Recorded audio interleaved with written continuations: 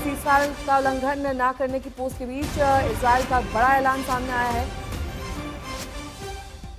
Israel ने लोगों से कहा है बम शेल्टर से बाहर ना आए, यानी कि इजराइल को अब भी इस बात की आशंका है कि ईरान की ओर से मिसाइल अटैक किए जा सकते हैं। तो ईरान के ताजा हमलों को लेकर लोगों से बम शेल्टर से बाहर आने की अपील की गई।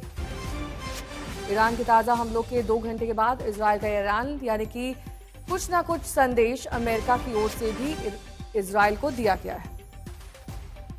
यहाँ पर देखिए नेहा, सीज़फायर के ऐलान के बाद ईरान ने ये मैसेज करने की कोशिश की कि देखिए आखिरी हमला हमारा रहेगा। उसके बाद अब ये नजर आता है इजराइल का ये अपने लोगों से कह देना कि आप शेल्टर से बाहर आ जाइए, इसका सीधा सा मतलब ये है कि स्थितियां अभी के लिए फिलहाल नॉर्मल सी नजर आती हैं। अलर्ट जो है वो बंद कर दिया गया इजराइल की तरफ से और बम शेल्टर में जो लोग थे उनसे कहा गया कि आप बाहर आ जाए, यानी अब आप सुरक्षित महसूस करें। इसको एक कदम के तौर पर ही देख सकते हैं। जब सीज़फायर की घोषणा हुई तो उसके बाद अब धीरे धीरे नॉर्मलसी की तरफ हम लोग बढ़ रहे हैं। वहां ईरान और इजराइल में कुछ ऐसे हालात अब नजर आएंगे, क्योंकि ट्रंप ने दोबारा से जो पोस्ट किया उससे यही सुनिश्चित करने की कोशिश की कि सीज़फायर का दोनों ही देश उल्लंघन ना करें।